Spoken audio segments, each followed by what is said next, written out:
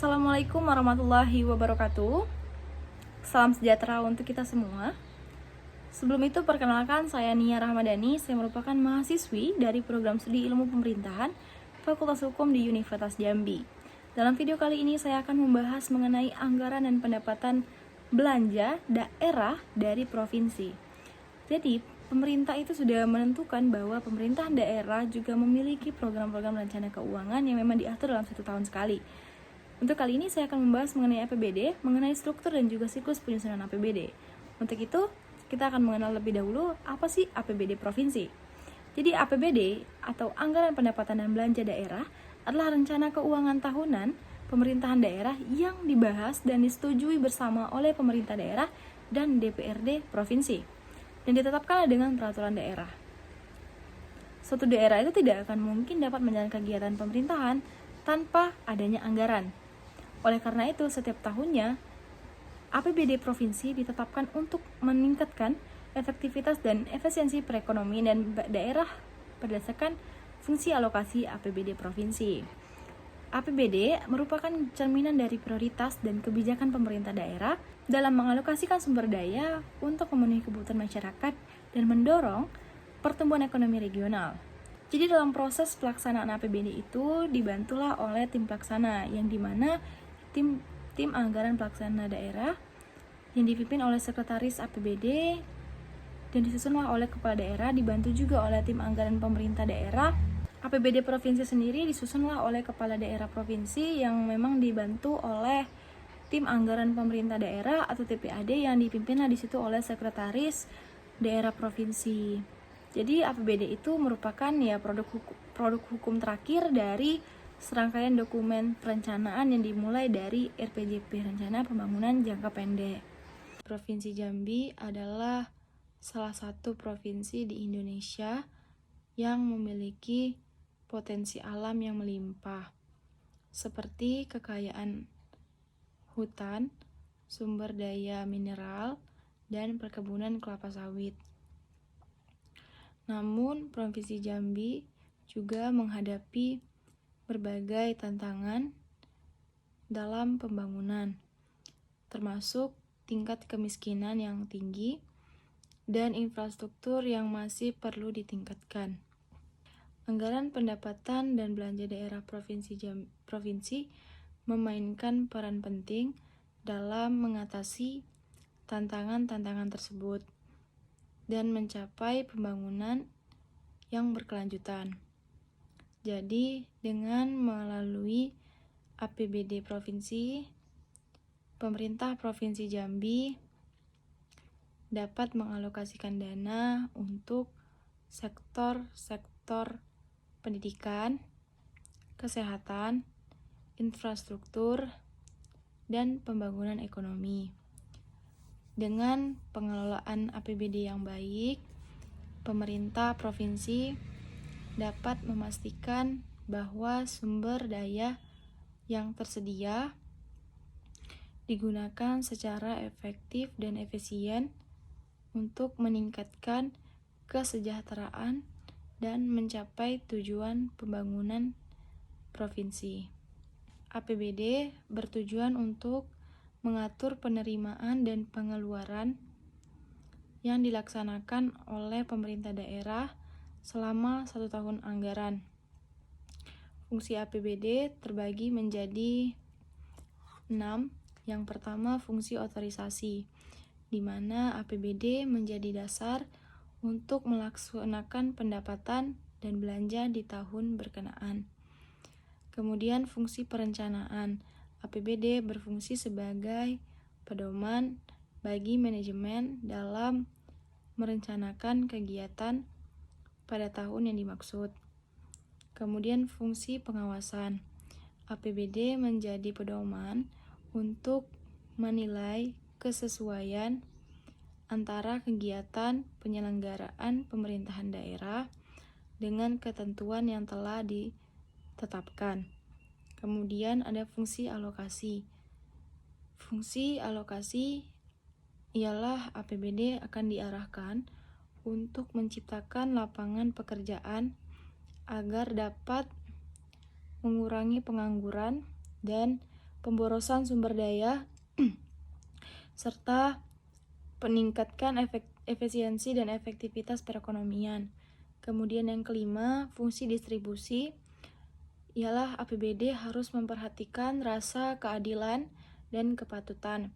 Kemudian fungsi APBD yang terakhir ialah stabilisasi.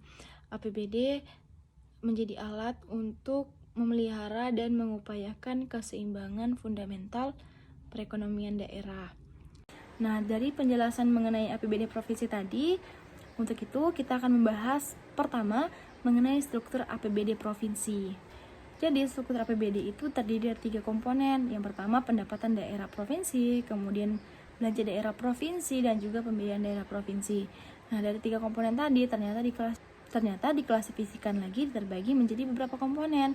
Salah satunya yaitu pendapatan. Pendapatan itu terdiri juga dari 3 komponen lainnya. Yang pertama adalah pendapatan asal daerah. Pendapatan asal daerah ini terbagi menjadi pajak daerah provinsi.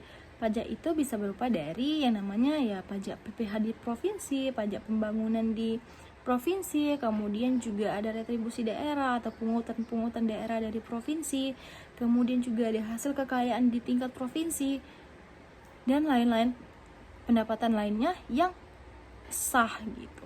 Kemudian ada juga dana perimbangan. Di daerah provinsi itu juga ditemukan adanya dana perimbangan. Dana perimbangan yang berasal dari 3 dana. Itu dana alokasi umum, dana alokasi khusus, dan dana bagi hasil. Yang merupakan transferan dari negara atau APBN. Kemudian juga ada lain-lain pendapatan daerah yang sah. Pendapatan yang sah di sini ya bisa berupa hibah, sumbangan-sumbangan dari provinsi lain, sumbangan transfer dari negara, dan lain sebagainya. Kemudian struktur yang kedua ialah belanja daerah. Belanja daerah provinsi di sini terbagi menjadi belanja daerah langsung dan belanja tidak langsung. Belanja tidak langsung di provinsi itu bisa berupa hibah, subsidi, kemudian bunga dari bank, kemudian juga bantuan-bantuan lainnya serta biaya tak terduga lainnya. Kemudian juga ditemukan bahwa APBD kabupaten atau kota belanja ditemukan juga ada belanja langsung, di mana belanja langsung ini terdiri dari belanja modal, belanja barang dan jasa, kemudian belanja pegawai. Nah, dari 3 belanja tadi ditemukan bahwa APBD provinsi juga melakukan proses pengeluaran dana yang memang sangat diwajib dikeluarkan dalam satu tahun anggaran. Kemudian pembiayaan daerah provinsi. Pembiayaan daerah provinsi itu terbagi menjadi pengeluaran dan juga penerimaan. Dalam penerimaan pembiayaan APBD provinsi itu bisa berupa dari silpa atau APBD atau sisa anggaran dari tahun sebelumnya. Bisa juga berupa adanya dana-dana cadangan dari daerah provinsi dan lain sebagainya. Kemudian ada pengeluaran dari pembiayaan daerah. Pengeluaran di sini bisa membentuk dana cadangan dan lain sebagainya. Nah, itu tadi struktur dari APBD provinsi. Ada 3, yang pertama pendapatan daerah provinsi, kemudian belanja daerah, serta pembiayaan daerah. Yang 3 komponen tadi memang saling berkaitan untuk proses sumber-sumber untuk struktur dari APBD provinsi. Nah, lantas bagaimana cara proses penyusunan dari APBD provinsi tersebut? Jadi, siklus penyusunan APBD itu dimulai dari RPJMD atau Rencana Pembangunan Jangka Menengah Daerah Provinsi yang berpedoman pada RPJPD atau Rencana Pembangunan Jangka Panjang Daerah. Nah, RPJMD dan RPJPD itu berisi dari visi misi, tujuan, sasaran, dan juga strategi pembangunan daerah yang akan dilaksanakan dalam jangka waktu tertentu atau jangka waktu 20 tahun.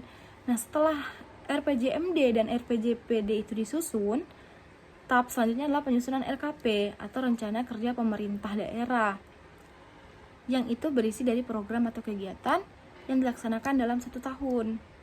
Dan RKP ini menjadi dasar penyusunan APBD. Jadi dasar dari hukum APBD itu adalah rencana kerja pemerintah.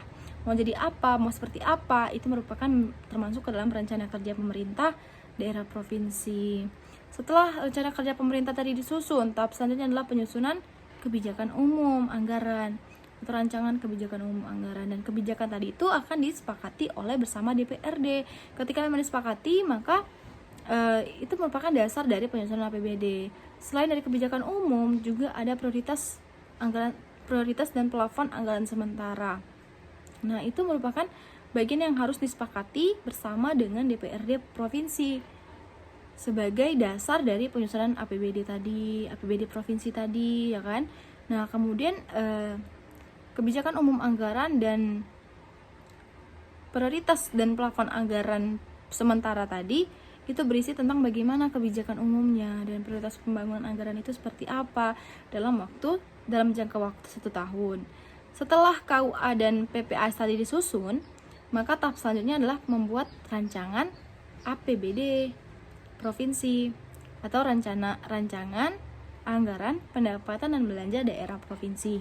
Nah, di dalam RAPBD itu berisilah tentang bagaimana rincian dan pendapatan belanja daerah yang akan dilaksanakan dalam 1 tahun. Setelah RAPBD itu disusun, tahap selanjutnya adalah pembahasan. Disitulah dibahas dan pengesahan tentang RAPBD. Setelah RAPBD tadi disusun, ditetapkan dan dibahas bersama DPRD provinsi dan perangkat lainnya, maka dibentuklah peraturan daerah. Maka dibentuklah Perda APBD bersama DPRD dan juga kepala daerah provinsi yang dilaksanakan juga dalam 1 tahun anggaran. Jadi ketika dengan adanya peraturan daerah APBD, maka sudah ditetapkanlah penyusunan APBD tadi. Nah, selama pelaksanaan keuangan APBD provinsi selalu dilakukan pengawasan dan juga evaluasi terhadap pelaksanaan APBD, serta tetap melaksanakan penyusunan laporan keuangan daerah provinsi. Jadi, siklus-siklus penyusunan APBD itu dimulai dari adanya rancangan RPJMD, RPJPD, kemudian RKP. Jadi dengan adanya rencana-rencana tadi, maka dioptimalkan untuk pembangunan daerah provinsi itu lebih baik.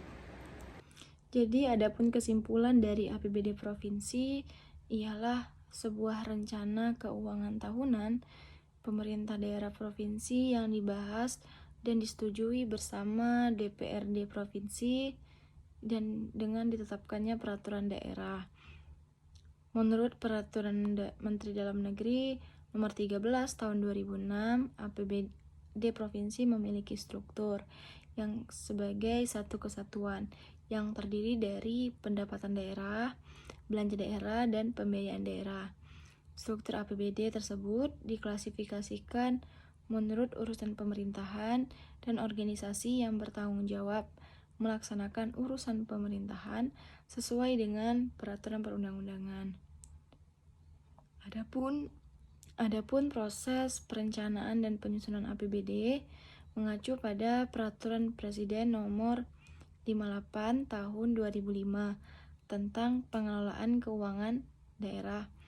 Secara garis besar, yakni yang pertama, penyusunan rencana kerja pemerintah daerah atau RKPD, kemudian penyusunan rancangan kebijakan umum anggaran atau RKUA, kemudian yang ketiga, penetapan prioritas dan plafon sementara atau PPAS. Kemudian ada penyusunan rencana kerja dan anggaran SKPD atau penyusunan RKA SKPD. Kemudian yang kelima, melaksanakan penyusunan rancangan peraturan daerah APBD dan yang terakhir adalah penetapan APBD. Jadi seperti itu siklus penyusunan dari APBD provinsi. Mudah-mudahan materi yang saya sampaikan dalam video ini bermanfaat bagi teman-teman yang menonton, dan juga saya ucapkan terima kasih atas atensinya. Saya mohon maaf jika ada salah kata dan salah pembahasan. Saya akhiri, wassalamualaikum warahmatullahi wabarakatuh.